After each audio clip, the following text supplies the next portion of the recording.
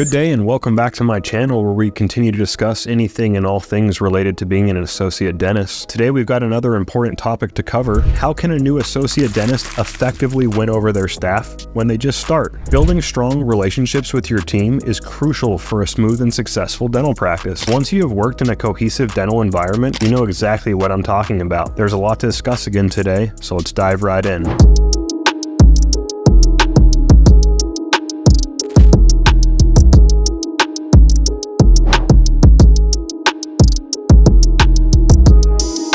Segment 1, showing that you care. One of the key aspects of winning over your staff is showing that you genuinely care about both your patients and your team. By demonstrating empathy and understanding, you can create a positive work environment. The number one thing to do is take time to listen to your staff's concerns and address them promptly when you can. At one office that I previously worked at, I kept asking my assistant every day about what she was going through with her daughter, and she had been in a car wreck, and how it was going obtaining a new vehicle. Over time, asking her about the same problems that I knew were very important in her life made her really begin to trust me. At another office, I would do the same thing. I would talk with my assistant every day about what was going on in his life. Over time though, I didn't feel though he was trusting me as much as I was anticipating, as this had worked for me previously. Then one day, I had a patient come in and he needed a quadrant of extractions. He was swollen and in a lot of pain. The patient had no money and he was not willing to obtain care credit or use any outside financing in order to obtain the treatment. He was willing to just let it go. At that point I said, "This is not a good idea. We got the holidays coming up. How about my Christmas gift to you is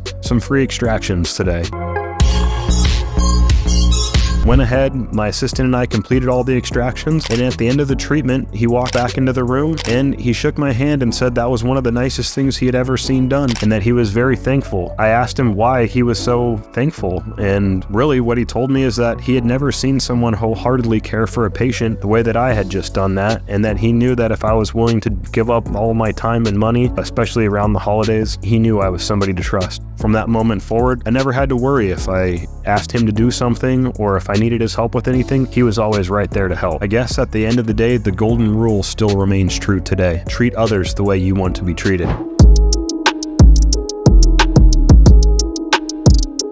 Segment 2, we'll discuss the power of using empathy. Empathy always plays a vital role in building strong relationships. By putting yourself in your staff member's shoes, you can begin to understand their perspective. You should always acknowledge their hard work and show appreciation for any and all contributions that they make. By fostering a culture of empathy, you create a supportive atmosphere that will make everybody feel valued. I was fortunate enough to work as a medical assistant before attending dental school. You could say I had a rich dad, poor dad like experience with the two doctors that I worked for. One doctor that I worked for loved me. She treated me great. Never had any issues with her. The other doctor that I worked for, well, he kind of treated me like I was a machine and I was there to just churn out work for him. After a year and a half of working for him, he kept referring to me as Tom. My name is Tony, and the other assistants had actually corrected him numerous times.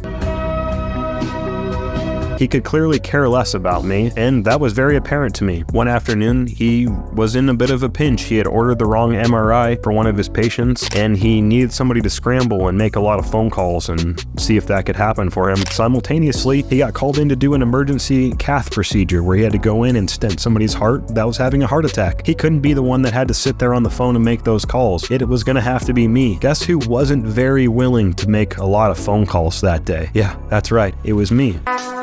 Would like to take notes while I take totes. On the other hand, the doctor that had always treated me great, if she ever asked me to do anything, I would always be there to do it. One night, we were there, clinic normally closed at 5 p.m. We were there well past 7 p.m. and I had no hesitation to stay late. I, in fact, appreciated working with her. A little bit of empathy on a daily basis is a very important skill set that you should develop in your dental setting.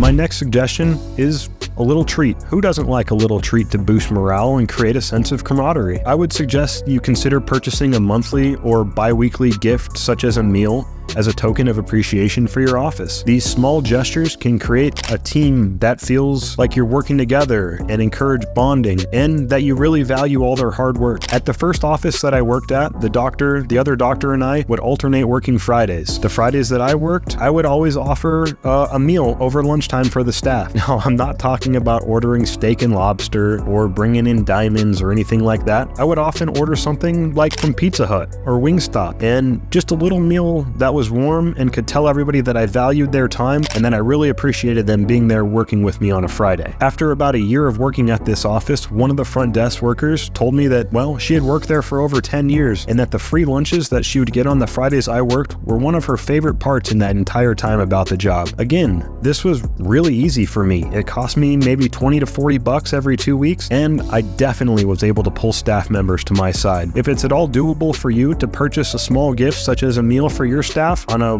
monthly basis, I would definitely encourage you to do that.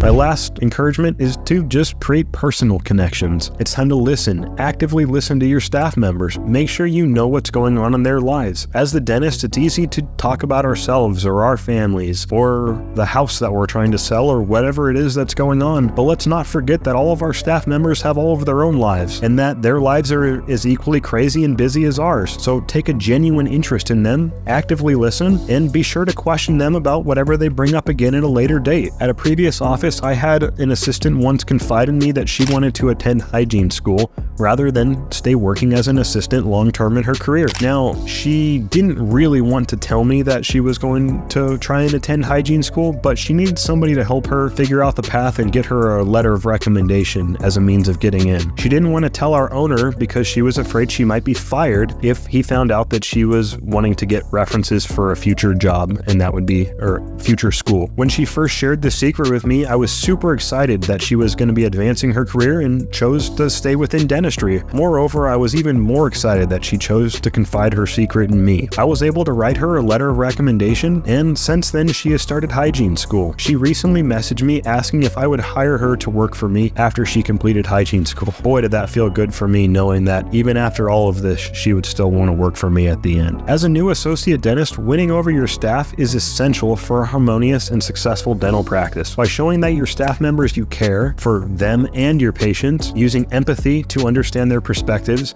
and considering a monthly gift will foster personal connections that create a positive work environment and makes everyone feel appreciated and motivated. Just remember, these small efforts that we make on a daily basis can make our office function much more cohesively, and at the end of the day, a cohesive office will earn you more money. Thank you for joining me today. If you found this video helpful, don't forget to like and subscribe to my channel for more valuable insights. I will continue to publish my long-form videos on Monday mornings on this YouTube channel. You can also, as always, find much more information tailored to associate dentists on my Instagram or Facebook at The Educated Associate. If you have any questions, feel free to reach out to me directly at my website at theeducatedassociate.com. And as always, stay drilling, my friends.